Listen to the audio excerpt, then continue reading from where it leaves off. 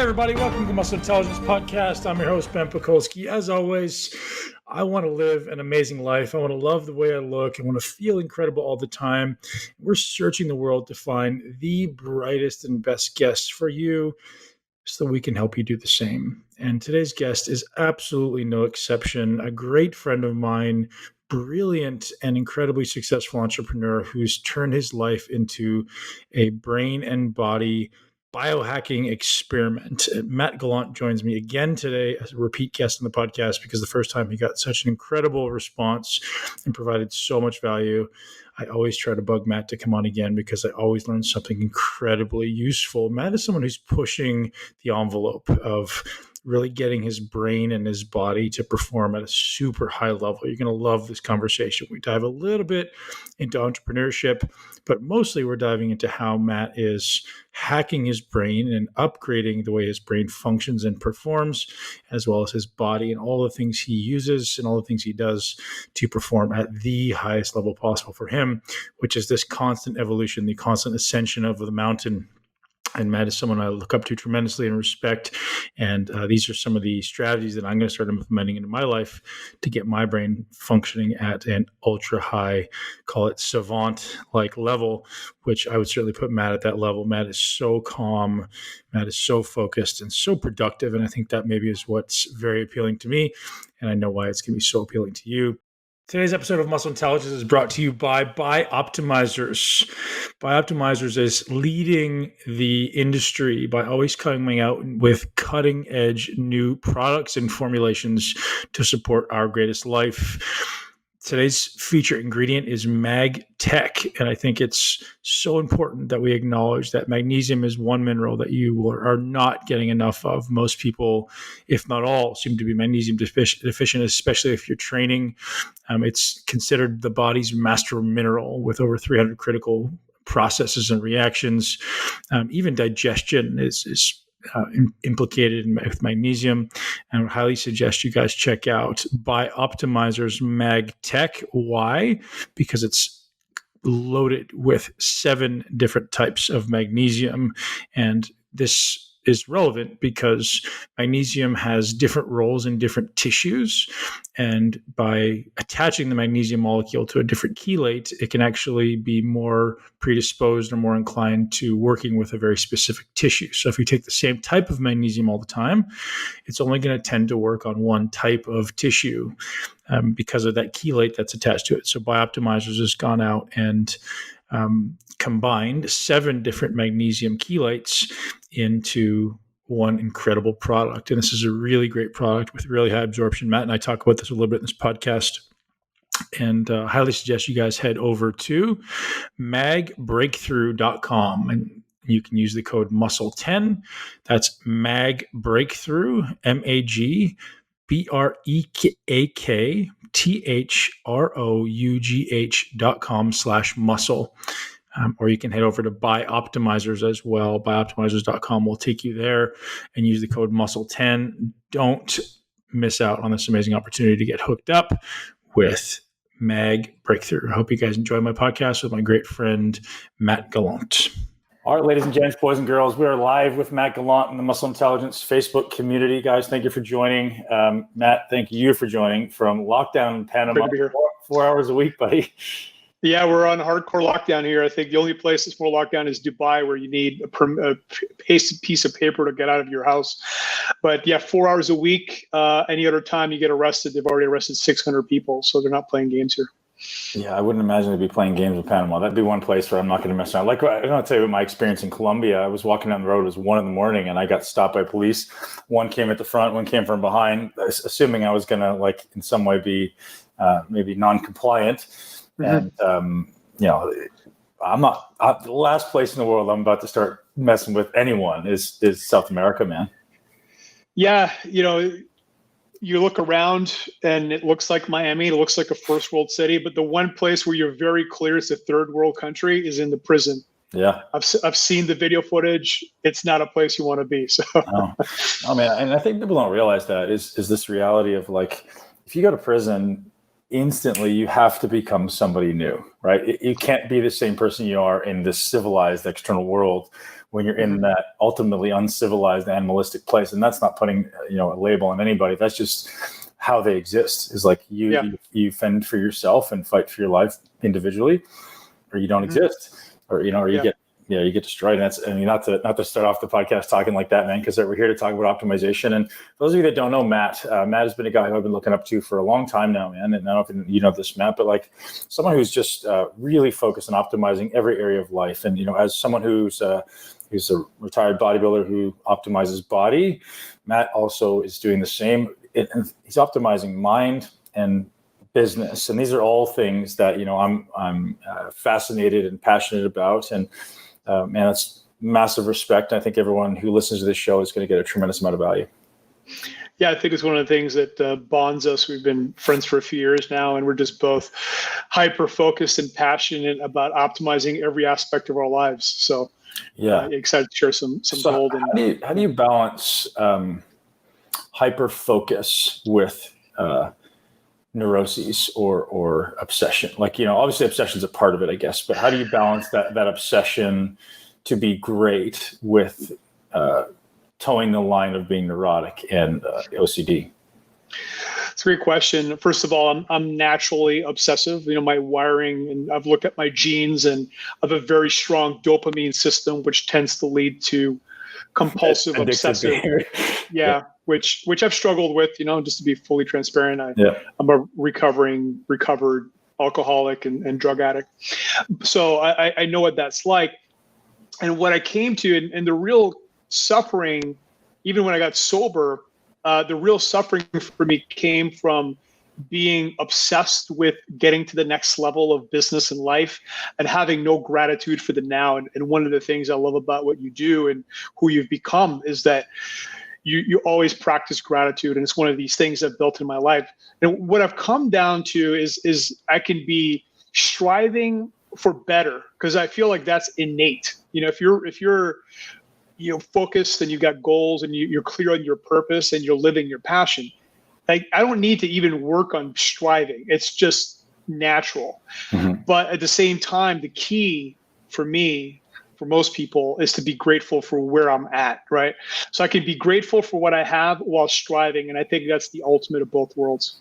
Yeah, absolutely, man. And, you speak about gratitude for me, and gratitude for me was a necessity, and it wasn't innate. It wasn't something I grew up with. It was something that I had so many negative thoughts and negative beliefs and inadequacy and fear and everything. And then someone said to me, like, hey, man, just stop for a minute and be grateful. And I attribute this completely to Tony Robbins. So one year, it was 2006, I was getting ready for the Canadian Nationals.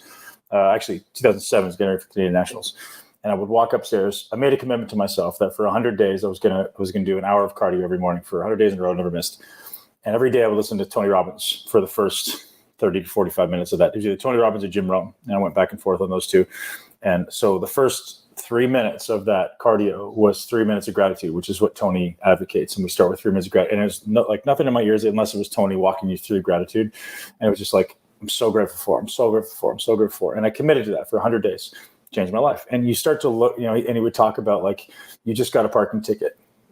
Be grateful. Why are you grateful? Well, you have a car. You're able to drive. You have enough money to purchase a car. Like, you can look deep and find that gratitude. And man, that did not come naturally to me. I promise. Like, I had that negative default like everybody else. But talk about shifting your perspective, right? Definitely necessary. So one thing I want you to talk about that you do much better than me, and I want to learn how, that's what I'm going to ask, is cutting away the fat.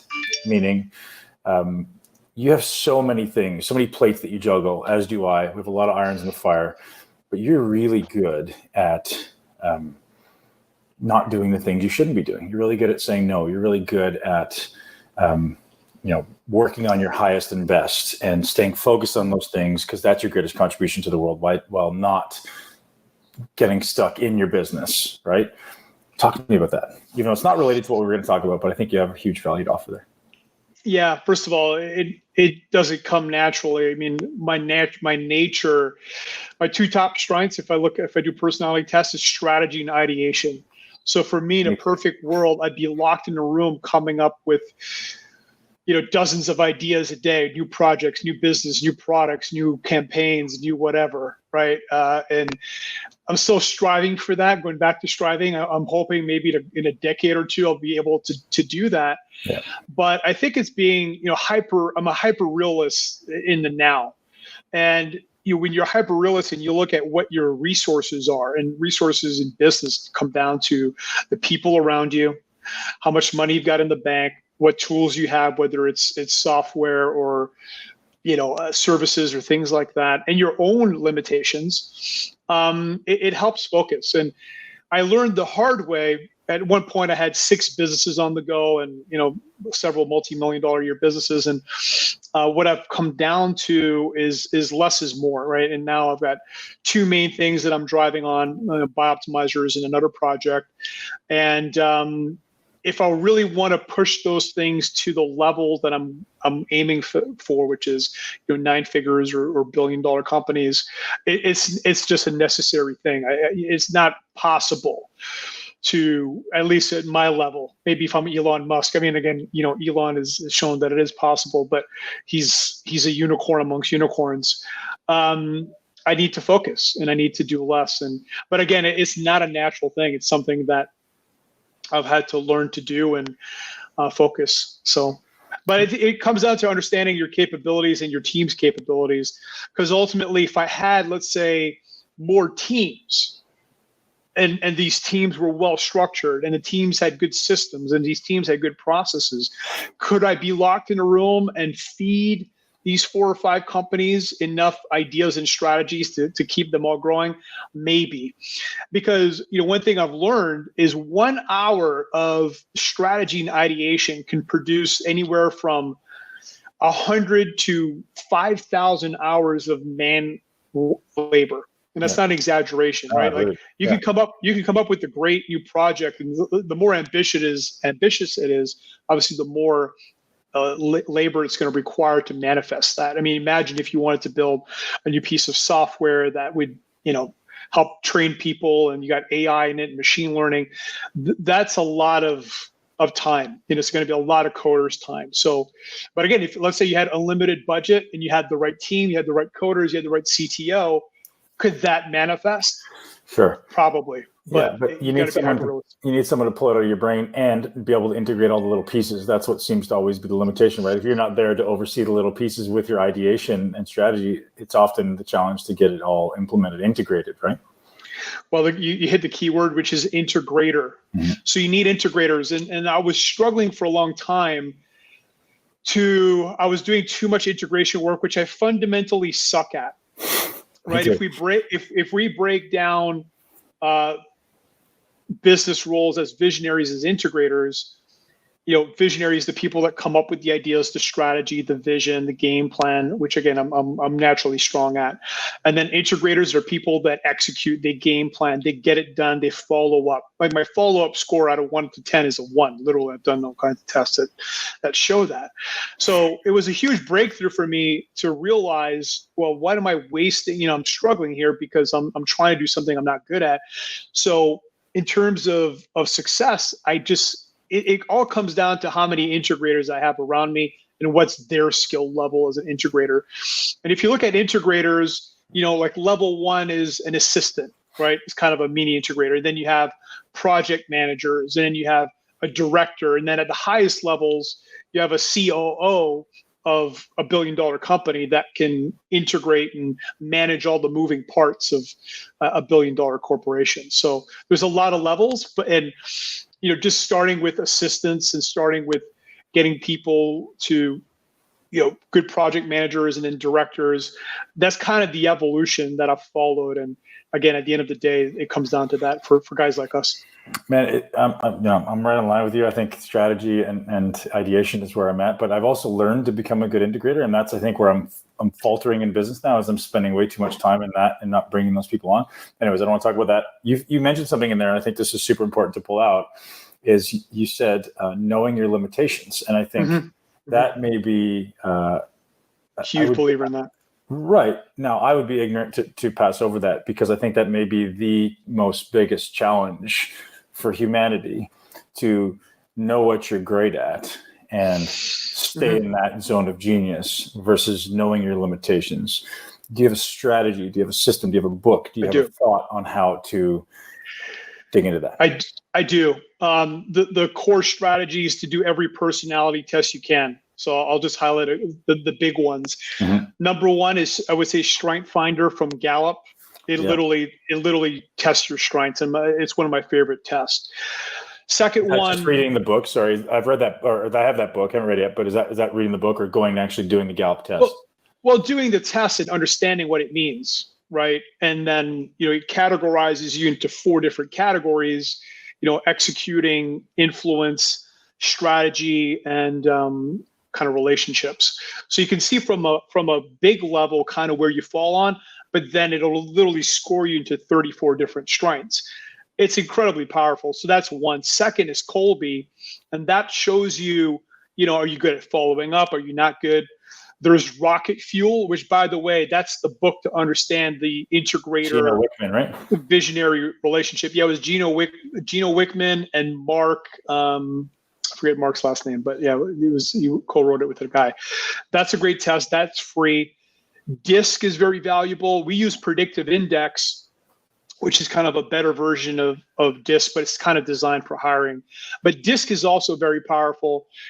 Doing Myers-Briggs is great. Doing right-left brain tests is great. But I'm a fan of literally doing every possible personality test you can.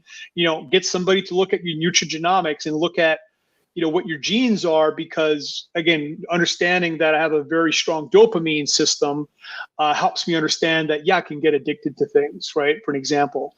So the more you know who you are, the easier it becomes to be true to thyself, right? That's to thy own self be true is one of my favorite sayings.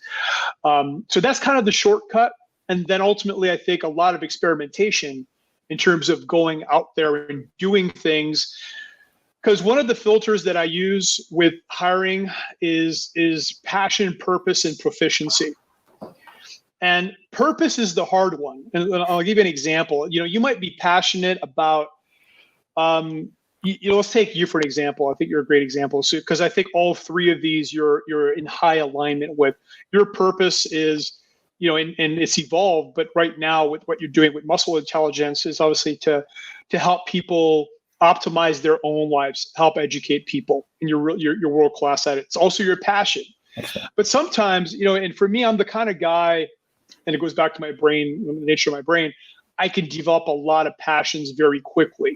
I have like too many passions sometimes. But is it aligned with my purpose? And for me, I feel my purpose is to create mega values in the world. So, once I align things like BiOptimizers, which I feel I can help people move into health spectrum towards biologically optimized health, that's aligned again with my purpose and my passion. And the proficiencies is the easiest part. That's skills, that's knowledge. But the big one and the hard one, and very, very few people that I've met, I would say, are aware of their purpose. And even a lot of people haven't discovered passions for whatever reason. So that's a big one. I think once you got those 3 things, and again, from a hiring perspective, when you're building teams, that's a really big one. If everybody in your team has, they're aligned with their passion, their purpose, and their proficiencies, and it matches what you need in your business, it goes a long way to surrounding yourself with people that live in their zone of genius. And from there, looking at things like Strength Finder and so on and so forth, it's kind of the tweaks, if you will. Do you think that's why someone like Elon Musk is able to be so successful? Is just so much clarity on that purpose? Yeah. I mean, there's a guy that is like 1,000 out of 1,000 on his purpose. Like, he's so clear on what that is, and he's so obsessed with it, going back to obsession. I mean, there's a guy that literally, scorched his marriage, like his health. I know people that know people that have worked with him directly. And, he's the kind of guy that obviously probably needs to optimize his health a little bit. He's pushing himself and redlining a lot of the time. But he's, the energy you get from purpose blows away anything you could possibly do. And I've discovered that my own self, like these last 4 or 5 years, I've really become clear on my purpose, and my energy and my drive without me trying are increasing. So it's kind of an endless well of energy and drive that you can't match with just passion. Because before I kind of got clear on my purpose, I had a lot of drive, but nothing like I do now. And again, I'm getting older, so theoretically I should be getting less clarity. So is your purpose then to help people optimize their biology? I'd say that's a passion. I think my purpose is to create mega values for the world. I really want to move the needle in terms of creating mega values, and that can mean a lot of things. Again, purposes are more broad. Are broad things, and even when you're defining the purpose of your company, I think it should be broad by design, because there's so many ways you can apply that. So again, for you, maybe your purpose as a company is help people improve their health or whatever it is. And of course, with BiOptimizers is to help people end physical suffering while helping people activate biologically optimized health. Because once you taste that and you're in that boat, it's so powerful, right? It becomes its own pleasure. It's its own, I don't want to say addiction, but I mean, man, it's very, very nothing more addictive. Attractive. Yeah, it's incredible. It's like when you finally figure out muscle building and building that physique, it's the most addictive thing. It, like any type of flow state, right? You're getting this state of like biologically optimized systems feel amazing. Yeah. That's what we're trying to teach. Yeah, I mean, your neurotransmitters are all flowing in the right quantities. Your nervous system is well balanced, so you're not too stimulated, you're not too relaxed. You're just flowing, and in terms of getting stuff done and just feeling great from literally the moment you wake up to the moment you go to bed. I mean, it's an incredible thing, and people really get hooked on it once you taste that. And it's very different than just the aesthetics, right? At BiOptimizers, we kind of create this triangle where there's aesthetics, health, and performance, and we're trying to maximize all three sides of it. Yep. And as you know, probably better than almost anyone out in the world, when you go for maximization, which is different than optimization, right? Like bodybuilders, it's maximum muscle mass, it's maximum fat minimization. It's try to get as lean as possible, as big as possible. Sometimes the health side gets compromised, right? I mean, there's a level where that's sort of happening on. Yep. Yeah. So, but I think for the average person, unless you want to compete, you can get all three sides and push them. And I think that's what you're teaching. And you're doing a great job. So I think we're very aligned there in our visions. Thanks, man. And I think one of the things that you and I align on really well is this optimization of the nervous system kind of being this overarching system, right? So yep. I think we bonded over, being meatheads in our past and wanting to build muscle. And now it's like, hey, now my focus is entrepreneurship, health optimization, optimizing my mind so that ultimately I'm able to think on a new level. I'm able to understand things at a new level. I'm able to discover and explore the esoteric realms and see what, the true purpose of life is. And when you talk about optimizing your biology in specific areas around the nervous system and the mind, you've got some really interesting practices. I love the concept of maximization. Talk to me about maximizing your mind, and then we'll go into the nervous system. Yeah. So again, but let's be clear though. A lot of times, if you like the best outcome is optimization, not maximization. That being said, kind of as a spectrum, right? Again, if you look at, let's take testosterone as a compound. There's a point where you're optimizing your health, and then as you keep stepping up the dose towards maximization, then you start suffering consequences. Mm-hmm. And that's true for just about every compound. I mean, even caffeine, right? Like, there's a 13 gram, that's the LD50, where 50% of people would die, which is a lot of caffeine, right? Very hard to get to. But, there's an optimal amount of caffeine. There's an optimal amount of just about everything you can think about. And that's a really key principle, just kind of the minimum effective dose, the optimal dose, the maximum dose, and then the lethal dose. Right. So, and it's a hard thing for guys like me who are naturally maximizers to realize that no, sometimes less is more. Sometimes less is better. Sure. And that's just a key point. But you got to learn to toe the line first, right? You learn to toe the line a little bit, and then you got a red line. Where are these limits, and then we can. That was me in bodybuilding for 20 years. So as far as the brain, I guess first of all, let's talk about training, because again, as just like the body, I think the foundation of brain optimization should come from training, not just from enhancing it with compounds, which we'll get into. But you could break down the brain into many components, right? You've got memory, you've got processing speed, you have creativity, you have focus, you have a lot of different elements that make up the brain. And when we're talking about the way I look at it, I call it executive functioning. And it's really the combination of all these things. And there's different things that will optimize different aspects. The big one, and I know you've done it, and I've been a huge fan of this now for 5 years, is neurofeedback. And your neurofeedback is so powerful and profound. And first of all, and we'll get back into the nervous system, it's probably the most powerful thing you can do to optimize your limbic system, the emotional brain. Because as you know, because you've done it, once you start removing traumas, these little traumas out of your limbic system, then you're no longer reactionary. So that means that instead of spending most of my time in fight, flight, or freeze, right, in sympathetic mode, I can spend most of my time in parasympathetic, right, which is obviously healing, recovery, rejuvenative, flow. All of that is in that zone. And something that I've learned from psychologists and other people in the field is that most people have 300 to 500. This is an average person. This is not somebody who's traumatized. These little traumas. And circling back to where we started, I'm just going to share a little example, which actually led to me becoming kind of this obsessive optimizer. So when I was young, I'd usually be the top 2, top 3 in school. And I came home from class, got my report card and showed it to my father, and I had 96%, right? And literally his response was like, "Where's the other 4?" And that was really traumatizing. And it created this, obviously it was very painful. I wanted obviously some validation from him, which I didn't get. And, eventually led to a lot of conflict with my father and a lot of trauma, which I've healed, and, we're good friends these days. But, when you have these traumas, then anything where people would maybe question me would be painful, first of all. But it's very interesting when you have these traumatic experiences, they can lead to character assets or character defects. And for me, it's led to obviously building this optimization capability where essentially I'm asking, well, yeah, where's the other 4%, right?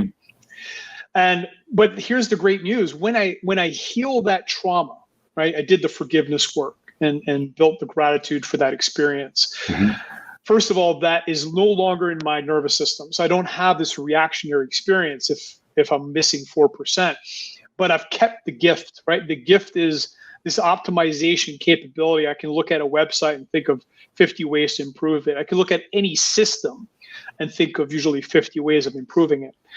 But the key is I have to identify these little traumas. That's what they're called in the energy psychology world. There's the big traumas, obviously, you got violated physically or sexually or things like that. Obviously, these are very clear traumatic experiences. But even as a child, if you're, let's say, 4 years old and your mother is an hour late and you're hungry and you're scared because she's not home, or she walked away in the mall and you can't find her for 10 minutes, these can build up. These can be very scary experiences for a kid. Every time that somebody broke up with you and obviously you didn't have the tools, and there's usually 4 things that create these traumas. 1, it's unexpected. 2, it's obviously emotionally painful. 3rd, you were not resourced. And 4th, you felt alone. When those 4 conditions are there, essentially the only tool you've got in that situation is to suppress, to repress. And when you suppress and repress, all that gets buried into the limbic system. And then your amygdala, who's kind of your brain's bodyguard, right? It's looking for threats. It's like your security guard. It's looking for things that might be a threat. Well, anytime it spots anything that's remotely close to those 300 or 500 little traumas that built up, guess what? Fight or flight. Right now you're triggering cortisol, adrenaline, noradrenaline, and most people are living in a chronic state of fight, flight, or freeze. And that's where obviously that leads to a lot of health issues. But the good news is we can clear that. And what happens when you clear these things, your brain just works a lot better because all of these little traumas are burning up RAM. One of the most powerful analogies that you can start just monitoring your brain is, what's your RAM level? And in fact, when we start a lot of our business meetings, kind of the executive group, we'll all check in. And one of the things we check in on is what's your RAM level? And I had a lunch one time with the chief architect of Travelocity, and he gave me a great metaphor, and I use it to manage my own mental RAM. He's like, yeah, when Travelocity was scaling and exploding in growth, we had to keep the servers at 25%, because if we were at 75% and there was this spike from a media campaign or a marketing campaign, well, guess what? The servers would start crashing, right? Because you go from 75 to 100, and that was it. Sure. And, for me, mentally, 100% represents the beginning of overwhelm. You can go past 100. 100, I'm feeling overwhelmed, and then overwhelm can keep building. What I personally try to keep my RAM at is usually around 70, 75. If it starts getting below 50, then I feel like I need to fill it up, right? But at 70, 75, it's a good zone because it means that I've got space. And if I need to press, and work a 60-hour week or 70-hour week because something needs to get done, I've got the space for it. Again, if I'm at 90, 95 or 100 and I got to press, I got no room to push, right? And the same thing with the body. If you're doing squats at 10 sets and you're blowing your nervous system out and you had to train harder, there's no room to train harder. So you have to cycle up and down, obviously, with volume and intensity. So the brain's the same way. It's a very helpful thing. But when you do this neurofeedback, first of all, you'll learn to control your state, and you can learn to operate in a higher alpha baseline, which means you're more in flow, you got more creativity, you're more calm, you're more loving, and I was one of these guys that was really at a high level of beta a lot of the time, focus, ferocity, and just savagery, mental savagery, right? Yeah. Which I can still tap into. It's a gear. It's a state. And but sometimes it's a conscious decision. It's a conscious decision. I don't live there. Yep. That's the key thing, right? I don't live there. I go in and I come out. So I'm a huge fan of neurofeedback in general, and we're just getting started. I mean, believe me when I say, fast forward 5-10 years, our ability to train our brain is going to be extraordinary, because there's different types of neurofeedback. There's one where obviously you're training things like alpha or theta, and you're working on amplitude and things like that. But there's other, which for executive functioning is more powerful, where you're training networks. You're literally you're connecting different parts of your brain, because you have different parts of your brain that correspond to different functions in the brain. And you're connecting these more efficiently, more effectively. The resets on the neuron level happen faster. And I've been able to double my reading speed, improve my focus from maybe an hour to now 6-7 hours if I want to. Not that that's optimal. I still think taking breaks is best. But I'm able to do things I just couldn't do before, thanks to some very hardcore training. And this is not like buying a Muse headset and playing around. This is 20, 30 hours of pushing your brain to a level that I've never experienced before, and very few people do. Some other things people can do at home: dual end back training, which is very difficult. And those are cheap apps you can get in the App Store, but you're training the memory IO, your ability to hold.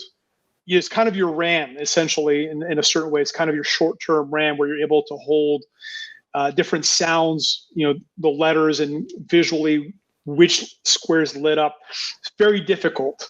It's one of these brutal things that looks easy, and then as you step up, the difficulty becomes very difficult. Mm-hmm. Meditation in general, obviously, but neurofeedback, going back to that, is one of the most powerful accelerants of learning how to meditate. And some people say you can get 40 years of Zen in a week.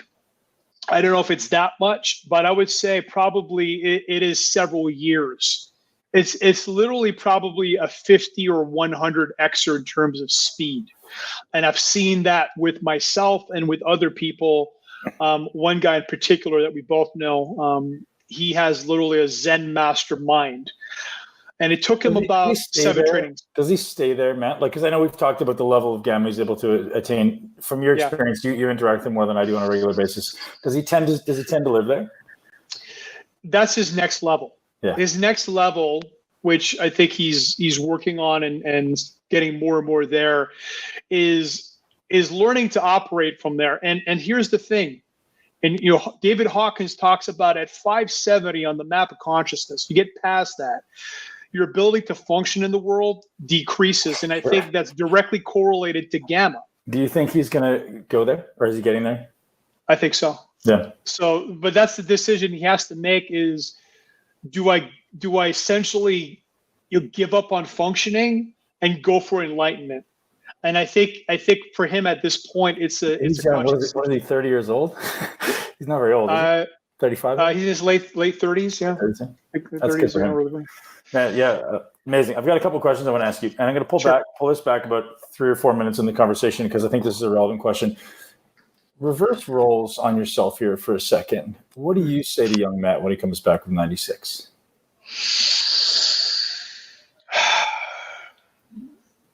Yeah, so I mean, there's a few. You're asking me what's the mistakes I would fix in retrospect. Yeah. A lot of parents. I mean, I talk about parenting a lot. You listen to my podcast sometimes, I'm sure. And yeah. What does that look like when you're 10-year-old? You said you were 10 approximately. 10 comes back and says, "Look, Dad, I got 96." What do you say? Yeah, I would say it's okay. You strive for more, but you just did great, right? Like that's an awesome performance. And there's probably ways to improve. So again, I would teach that young version of myself gratitude. That's what I was missing for a long, long time. And I suffered for a long, long time until I learned to be grateful for the now, no matter how much improvement there is or was. I suffered. I really did. And there was a lot of suffering. Yeah. I was the kind of guy that no matter how much gains I made, I just saw the next level and I suffered because that's the only way you're going to succeed. Like, and I talk about that all the time. The reason I was who I was in bodybuilding was because I wasn't thinking about being the best guy in my gym. I wasn't thinking about being the best guy in my country. So until I'm the best in the world, I'm nothing. And that was the only standard I knew. And that's where you're coming from. It's like, I'm doing 100% or I won't stop until I get there. Mm-hmm. And I think that's the blessing. And the irony of it is it seems to always be the curse, right? Your greatest blessing is often always your greatest curse in life or until you learn perspective. Yeah. Until you learn gratitude. Yeah. And again, I think almost every entrepreneur or, high level athlete suffers from this, right? Mm-hmm. It's like, we want to achieve X, Y, and Z, and we're very clear on what that is. And it's like that strivingness, that stay hungryness, as Arnold popularized, becomes a curse. But I think it's a beautiful place, though, when you can be hungry and be grateful. And that's where I've be conscious of it and choose to go there, right? So I had this awareness a couple of days ago. It's like, I like many people, I learned to play on both sides of the fence, right? I fancy this yogic lifestyle. And I'm like, the reason I go after it is because I had so much anger and trauma and fear and inadequacy. And I need that because I used to have my outlet for anger and fear was obviously violence or was training. It's like I needed this kind of polarization, but sometimes people forget who I am, right? It's not who I was, it's who I am. And like, that's at the core of it. And be able to access both of those states consciously, I think is the ideal objective in life. I want to be the ruthless lion or the ruthless warrior, but I also want to be the passive, calm, grateful monk, right? It's the warrior and the monk. Yeah. And my good friend, Todd Herman, wrote a great book called Alter Ego. And I think that's the ultimate. You're developing different states for different situations. Yeah. But he'd be a great guest for you to bring on if you haven't brought him on. I'd love to. But yeah, so he's worked with a lot of top athletes, and that's what he helps them develop. Even people like Beyonce, she has her stage persona that she snaps into, and then there's her in real life, right? And for me, like for example, I'm sure you're the same way. When it's gym time, I put on headphones. I put on usually some pretty heavy, usually some Metallica, some other things, and it's savagery. Mm-hmm. It's just focused savagery. So it's about developing different dials.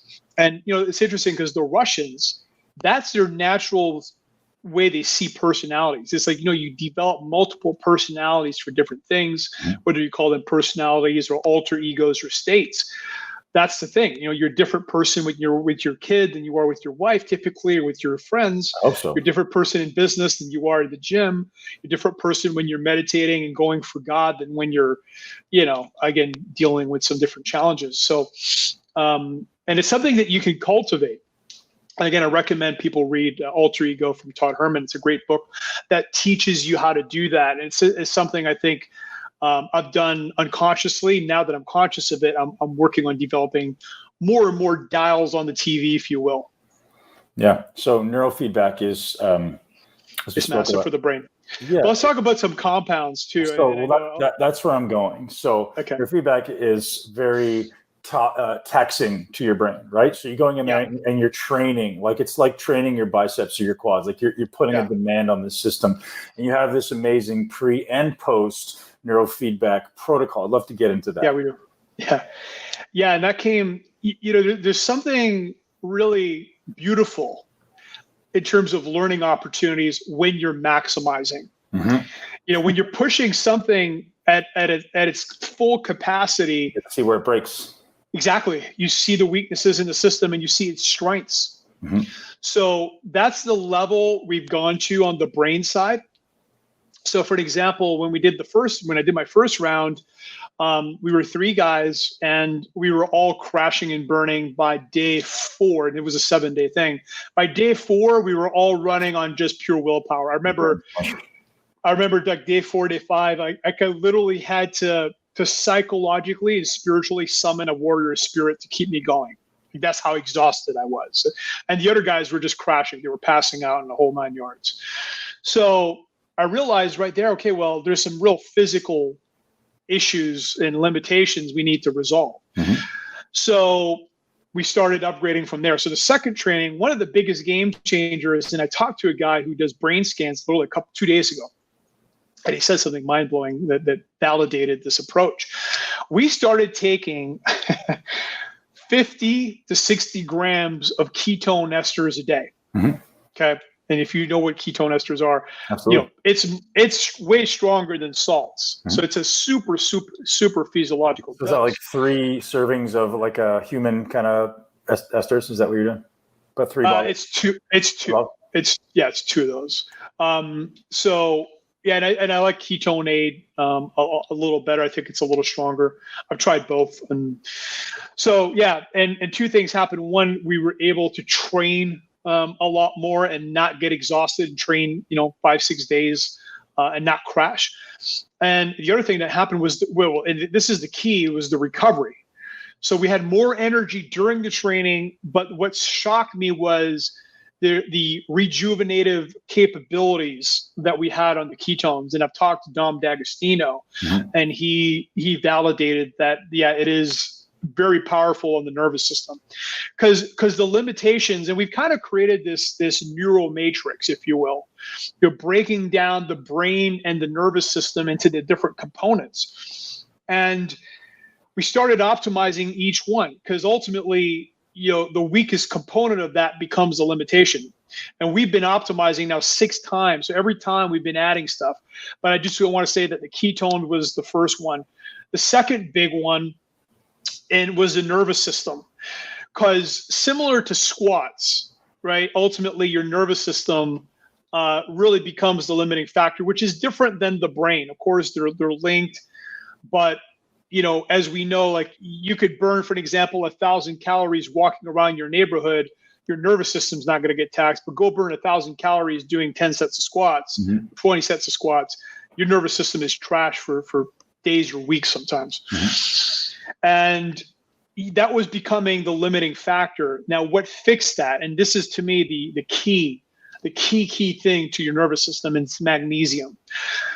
So magnesium at super doses is the number one thing I've ever found. What's 2 grams?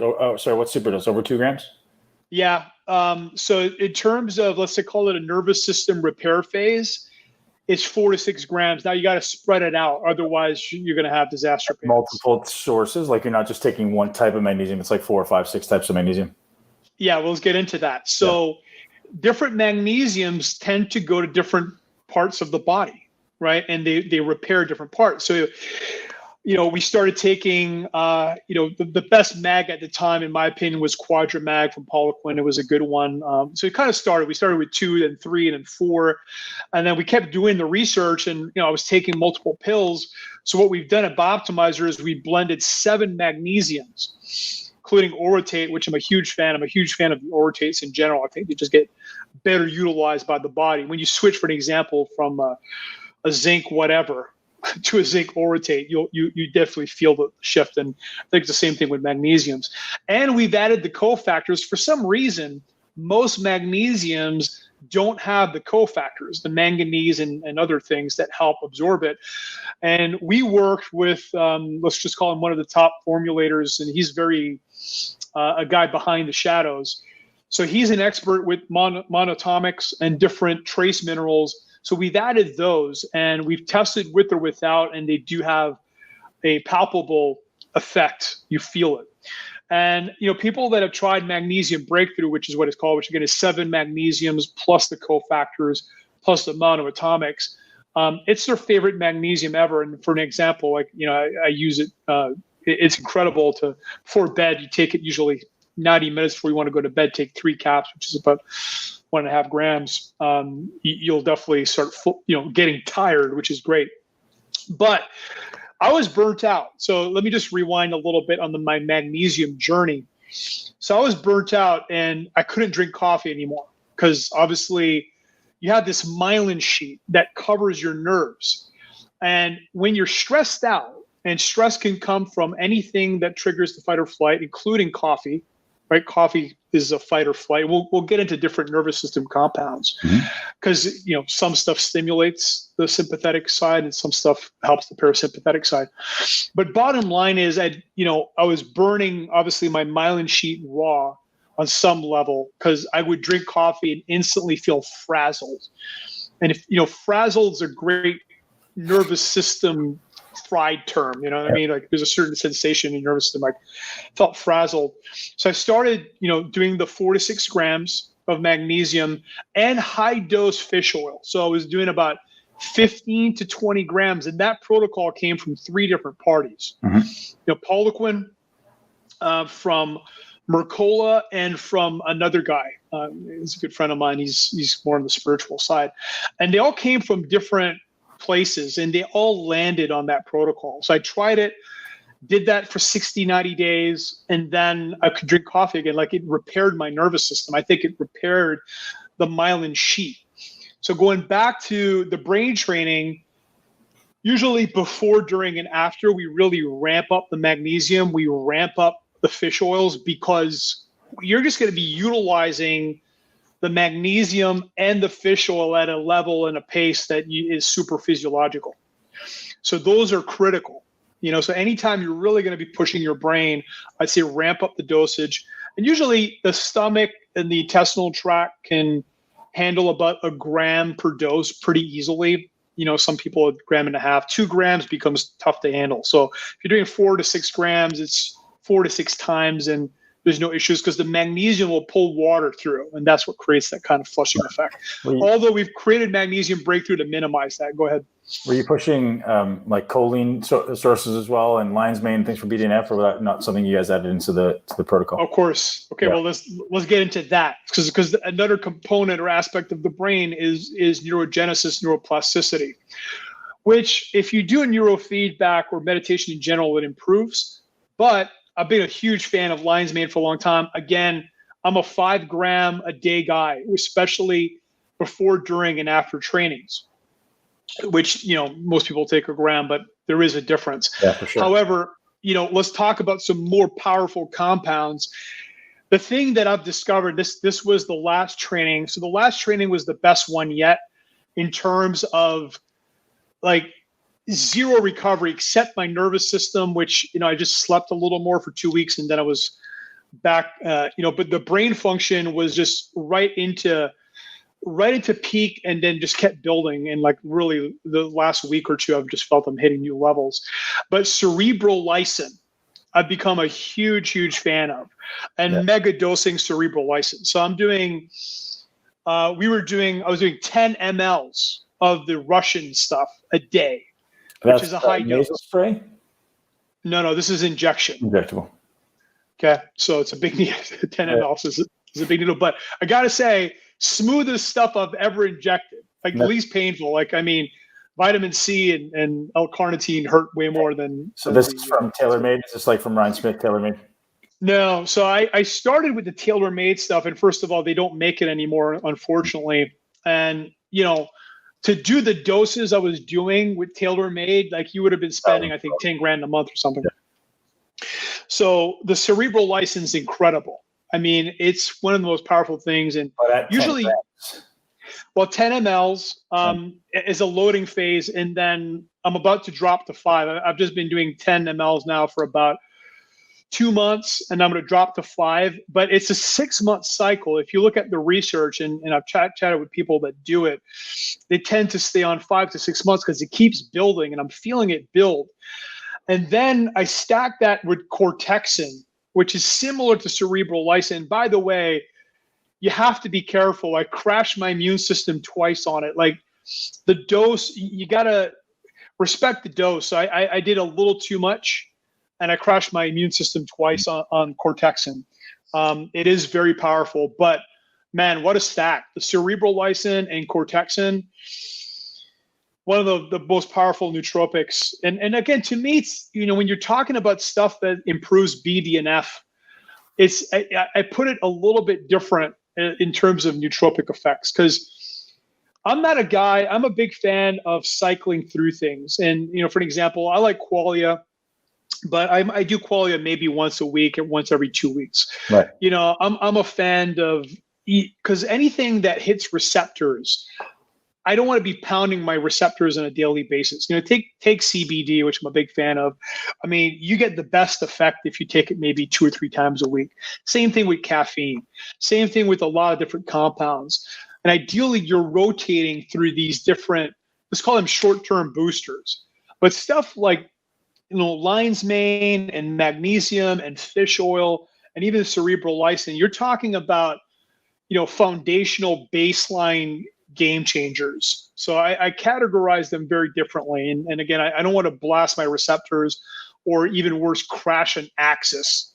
So when I'm looking at compounds, I'm always looking at, well, is this going to tire out a receptor? Or, if I really abuse it, is it going to crash an axis? And if it is, then you got to be, cycling very short term and cycling through different compounds.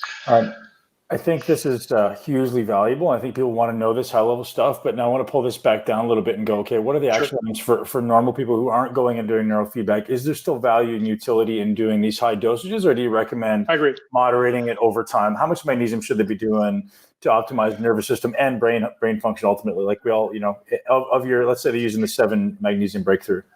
Yeah. So again, I would recommend a loading phase, and you want to kind of step it up to allow your gut biome to adapt to the magnesium. Okay. So you start with a gram, and you can spread it out, and then 1.5 grams, and 2 grams. And, I think 3 to 4 grams is a good peak. And then you start stepping it down. I think 2 grams a day is a really magical zone. Usually spread out over 2 dosages, 1 before bed and maybe 1 in the morning. And, I think managing your nervous system, and we can get into all kinds of tactical things that everybody can do, is such a game changer. And it's really one of the things we can control the most, right? I mean, it's very hard to control our organs, but we can control our nervous system, which obviously impacts every aspect of our lives, including our long-term health and in our immediate reality. If you think about being in fight or flight versus being a calm, relaxed state, it's a very different quality of life. And again, there's times where you want to get into focus, ferocity, or savagery in the gym, but I don't want to live there. You know what I mean? When I'm with my wife or even with your kids, You want to be a cool, calm, loving human being. And I'd say in general, the best state to be in is calm but alert, right? Calm and alert is really the hallmark of alpha. If you're well rested and your brain's optimized and your nervous system's in the right place, that's kind of the natural place to be. Because when you're in beta mode and you're just kind of this high alert fight or flight zone, your ability to see the big picture gets compromised. Your ability to be creative gets compromised. So again, if you're doing tasks and you just want to be fast and rapid, that's one thing. But in terms of actually having a high level of executive functioning, there's a certain level of calm that comes with that. And that's where the magnesium come in. So yeah, magnesium and EFAs is the key, in my opinion, on the nervous system level. Those two things combined seem to have a really synergistic effect. How often are you doing the neurofeedback? I think optimally it's twice a year. It's so, because when you do it, your brain is growing and changing and your limbic system is changing and growing for 6 to 9 months, especially the first time. And I've talked to neuroscientists, and yeah, it's like 6 to 9 months. So I think twice a year is probably the optimal range. I've seen guys do it kind of back to back and have negative consequences. They kind of just were stuck in fight or flight for a long time. So yeah, there's definitely a recovery phase. Have you ever done any other like brain hacking stuff like TMS? Have you ever done TMS or maybe the Hoffman process? Yep. Yeah, I've done TMS. I've done electrical. I've done magnetic. I've got the V lights. I've got 2 V lights. I've got the alpha, and I got their newer gamma one, which is extremely strong. I mean, that thing you don't want to mess with. Like 2-3 times a week is optimal because it's 3 times stronger. The mitochondria, because you're shooting light up your nose, right? You're shooting light up your nose and through your skull. So, and first of all, it's an immediate, like with the gamma, so it's flashing at 40 hertz, which if you look at an EEG, which they've done, your whole brain hits gamma. Like it's kind of a short-term hack to get your brain into that state. Not as powerful as neurofeedback. And a lot of people will ask me about entrainment, like binaural beats or V-light and all these things. My metaphor is, these entrainment technologies is like being on a bicycle with training wheels and getting pushed down a hill. Of course, you're moving down the hill, but you're not really doing anything, you experience it, but you're not doing it. Right. And you're not learning anything. That's the key word. Versus with neurofeedback, you're learning how to ride an 18-speed bicycle up and down mountains. Very different. You're both moving, but the learning that's happening is very, very different. So talk to me about how this integrates back into your everyday life, Matt. So you're a super successful entrepreneur. You're a married man. You've got a great relationship, got many great businesses and a great physique. How do you see it directly transfer into your life? So I'm going to do this amazing brain training, and here's the places where I see myself thrive. Okay, that's a great question. So the first I'd say measurable change was in my relationship, and I would say, and I'm married to a Latina. She's anybody who knows Latinas, they're fiery by nature, and my wife's probably extra fiery by nature. So we would probably have 2 or 3 days a month of, let's just say, explosive arguments, for the lack of a better word. And I was extremely reactive and she was reactive. And when you get 2 reactive people, you can have very explosive reactions. And, since I've gone, okay, this is 5 years. Okay, that was 2 or 3 days a month for years. We've been together for a long time. Since I've gone, we've had 0. Okay. Wow. And then since she's gone, so she went as well. She changed, her EQ changed, and so, but more than that, and going back to kind of, let's call it losing it, I kind of tracked that, and I've in the last couple of years, I've lost it once a year. Like last year, I lost it once. I lost my temper, and the year before, I lost it once. And what I've kind of tracked is my reactivity. Every time I've gone and again cleared my limbic system of these little traumas, it's kind of like an 80% reduction. So went the first time, 80% reduction in reactivity. Another time, another 80%. So now I've only got 4% left. Another time, I got 1% left. So there's almost nothing that causes me to react anymore. So kind of my natural state, if you will, is just Zen, serenity. So there's a natural space of serenity that's just literally my baseline. And if anything takes me off of that for even a minute, I'm like, okay, well, that's unusual. Let's get back to serenity. And I've got the tools to do that, whether it's to meditate for 5 minutes, 10 minutes, do EFT, which I'm a huge fan of, do gratitude type of meditation. All of these tools will get me right back to serenity. So reactivity, EQ. So again, when you're talking about working with your team, I would say before I was a much more dictator-like leader, more telling people, again, without not a lot of love and care, what they needed to do and how they needed to perform. Now my whole leadership style has changed. I'm a lot more loving and caring, understanding. We're working with people. So it's definitely been transformative in that department. Like I told you earlier, learning speed, like reading speed doubled. I could read over 1,000 words a minute, and I've tested my comprehension. I'll listen to usually audio at the fastest speed. They'll go 2x, 3x, depending on the app or tool. So, and retention, and there's a level of wisdom. And I remember talking to the neuroscientists, is like, yeah, you're going to develop levels of kind of strategic wisdom that you didn't have before. And that's allowed me to create game plans and ideas and solve challenges that I really don't believe I could have ever solved before. So it's a long list of things. And it's a long list. Yeah. So one thing that I loved that you shared with me as in a separate conversation was your meditation practice. And I'm sure it's evolved. And I'm sure it's always evolving. But you've had some really great perspectives on the ones that have been most effective for you. If you wouldn't mind sharing those. Sure. And this corresponds to understanding the brain. So, the basic place to start is obviously measuring, tracking your breath. And by the way, everybody's got an optimal, going back to nervous system, everybody has an optimal breathing cadence. Most people don't know that.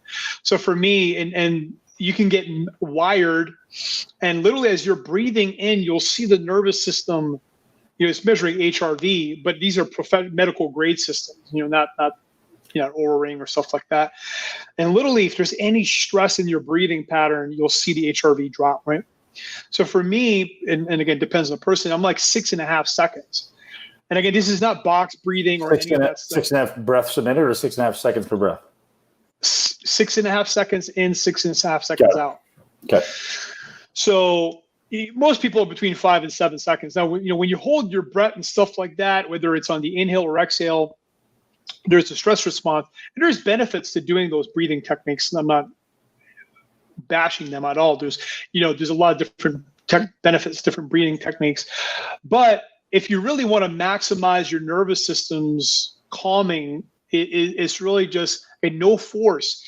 And as a guy that kind of learned how to control my breath doing yoga and stuff like that, I had to kind of unlearn the, kind of controlling the exhale and all these things, and learn how to just really breathe naturally. Like the more natural your breath is, the more your nervous system is going to calm down. But the first thing I do is usually 5 minutes, 3 to 5 minutes of breathing, usually with a mantra that, again, it starts calming down my nervous system. Like a TM mantra, or one that you come up with yourself? Usually come up with myself. Like this morning, it was energy and God. So literally, I think on the inhale it was God, and the exhale it was energy. And it just starts slowing my brain waves down. And then I'll do gratitude. And the way I do gratitude is something I learned from my good friend Jesse Elder. Is I look at the wins of my past, or look at the wins I have, and I backtrack.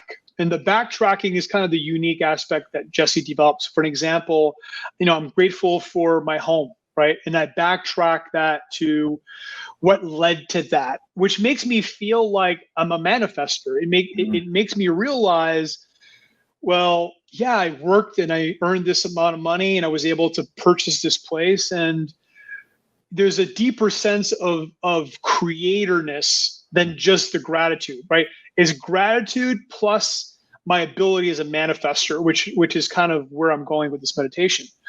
So I'm backtracking, and I do that for 5 minutes. And then the third phase that Jesse developed, again, this is Jesse's process, is I go into the future, right? And I start creating in my mind what I want to create, including who I become. And there's a lot of research that shows that if you start visualizing, again, a different alter ego, for example, is a perfect example. Let's say you wanted to develop a new version of Ben Pakulski. You start visualizing how that person feels, how he thinks, how he acts, how he interacts with people. And you're starting to develop that alter ego in your brain. You're starting to wire the neurons. So I'm a huge fan of that. And I believe both from a linear perspective, it has obviously a very profound effect on the brain and even the reticular activating system, where you're looking for these things in your life. You're looking for things in your environment that validate that new thing you're working on. Mm-hmm. But I also believe that from a nonlinear perspective, and for the lack of a better word, the laws of attraction and things like that, I think you're working on both levels. So, and then I just listen, I'll just listen for downloads. So that's one style of meditation, which is, you're kind of going from alpha down to theta, because when you're visualizing stuff, it's not alpha anymore, and it's really good for theta, which is a slower brainwave. So that's one of the styles of meditation, and I find it very helpful. Man, I love that. That's amazing. So getting back to this optimizing your biology piece, BiOptimizers has been putting out amazing products for, what's it been, 4 or 5 years now? It's actually been 15 years. We actually developed Mass Science 15. Yeah, we rebranded as BiOptimizers about 5 years ago. So, well, I started using it 5 years ago. And I think that's when you and I really started to connect and love the product, man. It's it's an incredible product as far as protein digestion. And we talk about this idea of maximization in bodybuilding.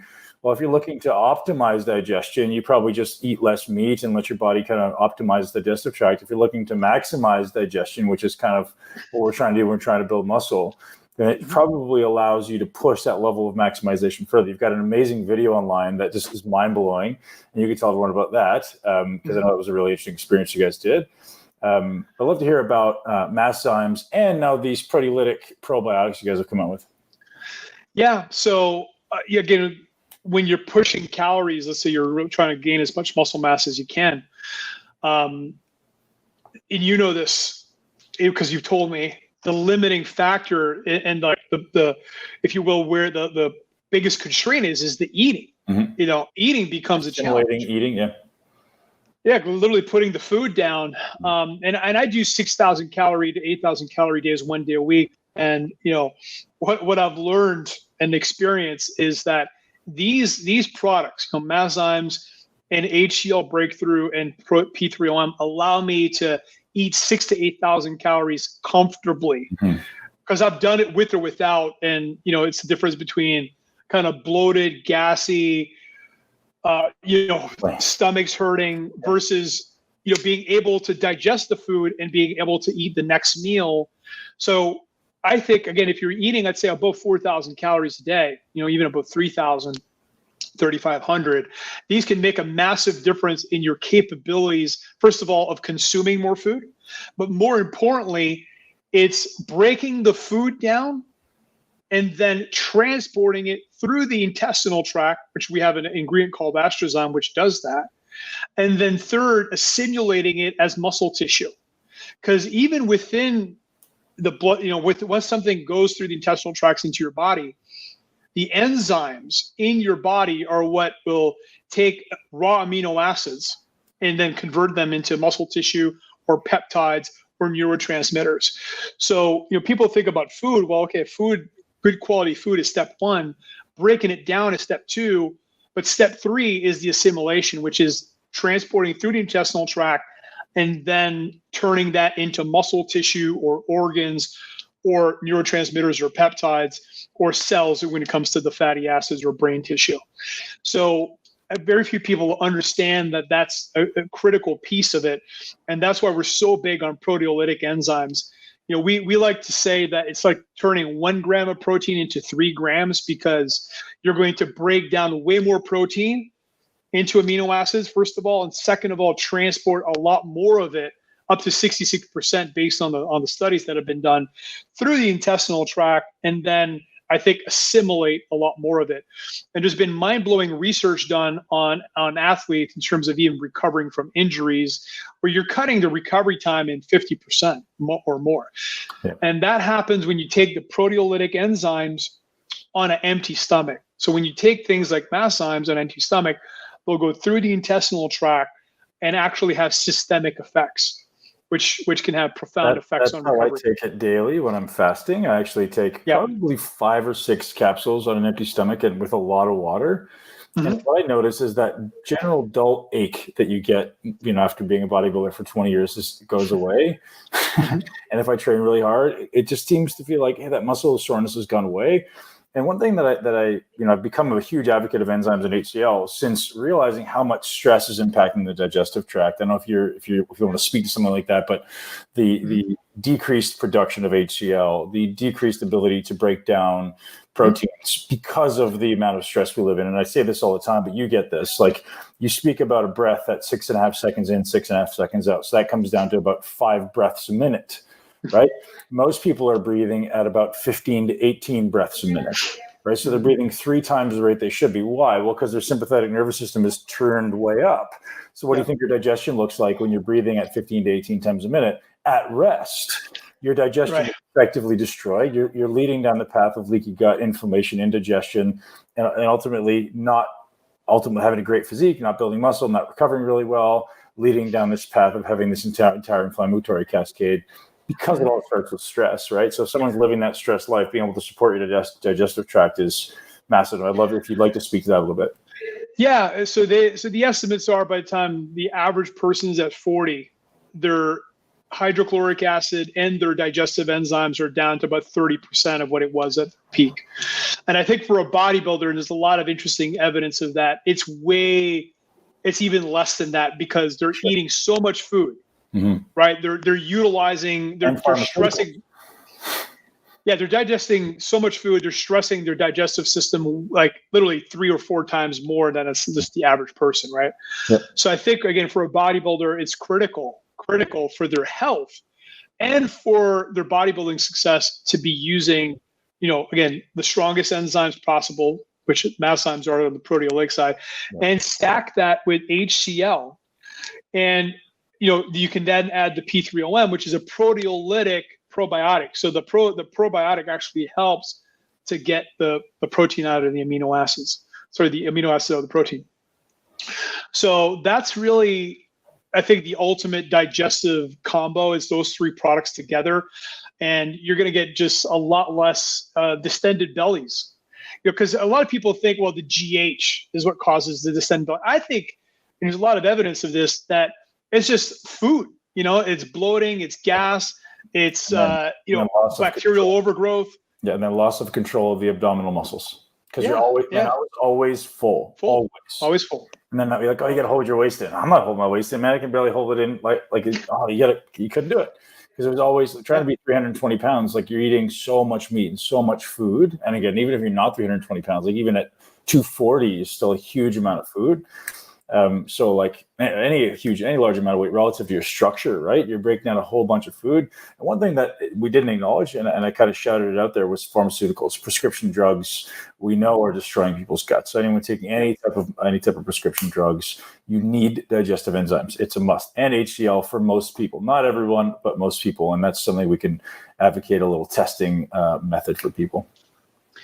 Yeah, I want to just kind of fly through kind of a little grid that I built, and maybe we can share this with the audience on the show notes. It's like a 1-page PDF. So I've divided, the body into parasympathetic, which is, again, healing, and sympathetic, which is fight, flight, or freeze, and looked at different types of things. So for example, exercise. On the parasympathetic side, you got Tai Chi, you got yoga.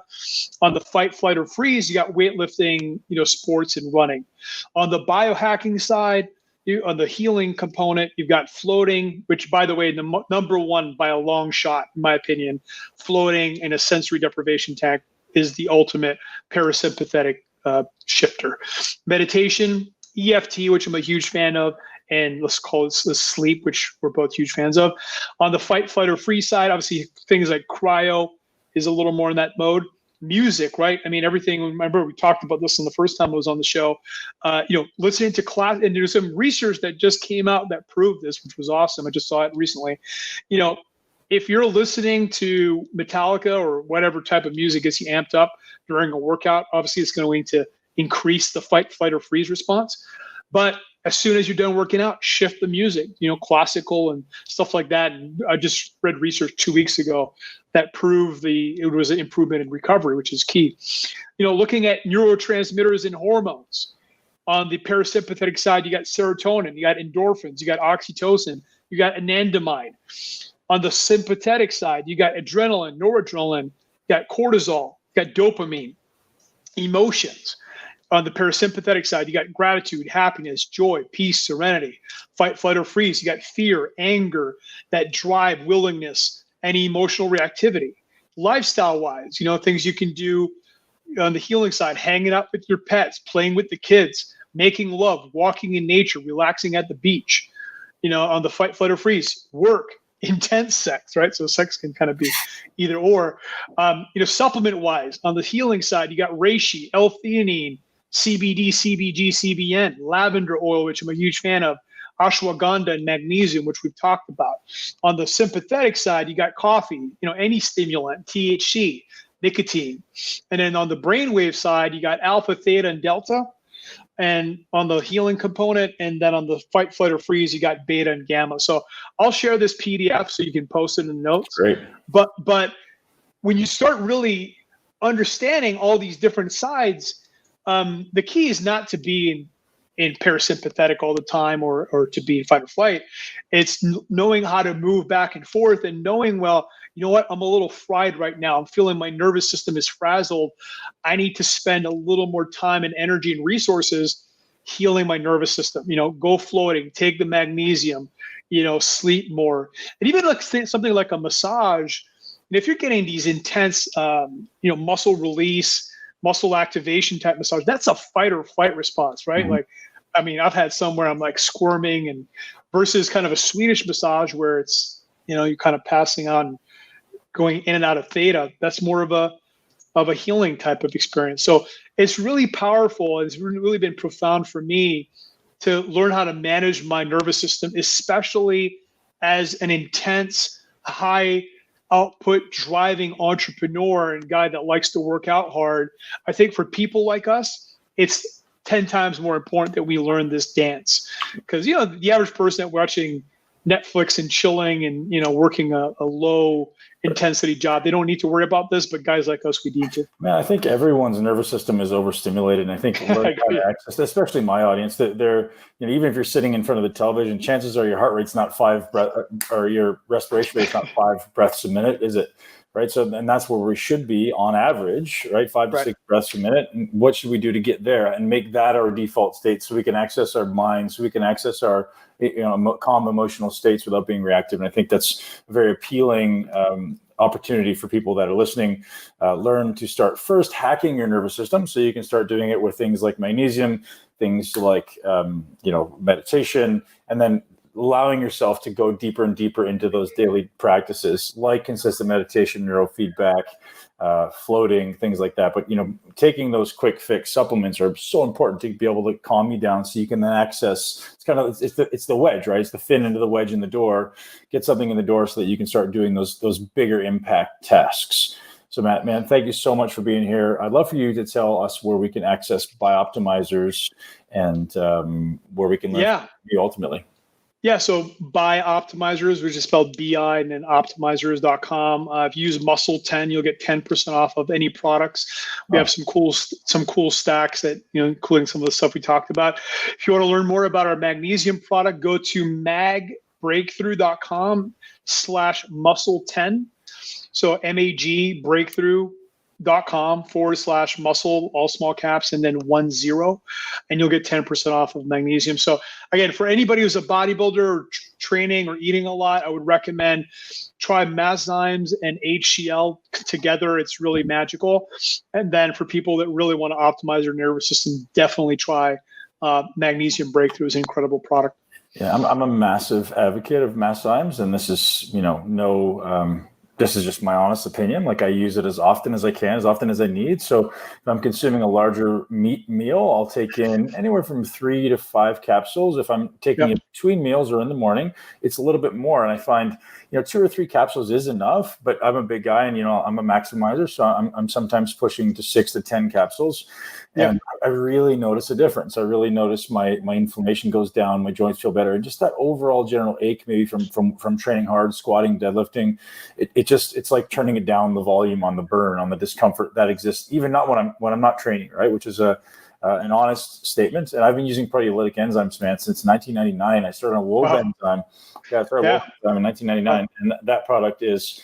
I still think it's fantastic, but it's probably 1/50th of what Masszyme is, as far as concentration of the ingredients. Yeah, that's appreciate the feedback. One last thing too, I'll recommend, especially this is more kind of a cheat day or refeed day, whatever you want to call it, when you're going to eat, pizzas and gluten and stuff like that. We do have a product called Gluten Guardian, and what I do, because my high calorie day is going to be usually breads and pastas and stuff like that. I want to eat a lot of carbs. I'm usually keto the rest of the time. And what I'll do on that day is Gluten Guardian and HCl. That's the key combo. I find it more effective to deal with gluten type foods than Masszyme. So Gluten Guardian for carb days, for gluten-y days, and combine that with HCl, and it's just amazing. No digestive distress, no gas, no bloating. You just feel good all day despite eating a ridiculous amounts of pizza and bread and whatever. Just start fermenting your stuff, man. You gotta start making it at home. I'm actually starting this weekend, and my daughter and I are baking some sourdough bread. So when I get a good recipe, I'm jealous. Send it your way. Definitely make a peanut butter and jelly sandwich for me. That's still one of my favorites. That or a good grilled cheese sandwich with the sourdough bread. I think it's as good as it gets for as comfort food. So good, Matt. You're a wealth of information, dude. I appreciate your friendship. I appreciate your time. Thank you so much for being here. Yeah, thank you, man. I think what you've been putting out these last couple of years is some of the highest level information that's out there. I love the guests you bring on, and I love your commitment to excellence. And, I've learned so much from you as well. I mean, I did one workout with Ben, everybody, and it was, keep in mind, I'm a kinesiologist. I've got my degree in kinesiology. I did martial arts and self-defense and, Krav Maga type stuff. So I know my biomechanics, and Ben made me feel like I knew nothing. It was the best back workout of my life. So if you get a chance, and if you haven't gone to train with Ben at one of his camps, you're missing out. I mean, like I said, I would have never ever expected to learn and have such an impact. And again, I've carried all of those learnings from that one workout into my trainings even today. So it's been incredible. Thanks, man. We're going to do it again once we're no longer in 4-hour-week quarantine. Yeah. Awesome. Thanks. I appreciate you, man. Have a great day. Thanks. You too. All right, ladies and gentlemen, that's a wrap. Thank you so much for tuning into the Muscle Intelligence Podcast. I'm incredibly grateful for your time and for your ear and for your trust.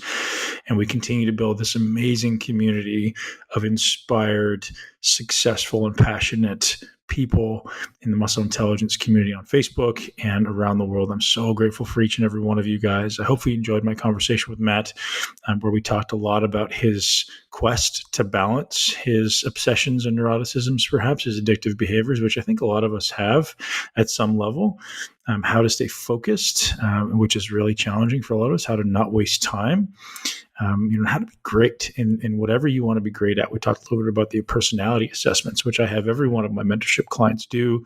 We'll often do the Myers-Briggs, we'll often do the Strengths Finders, we'll often do the rocket fuels assessment, whether you're a visionary or an integrator.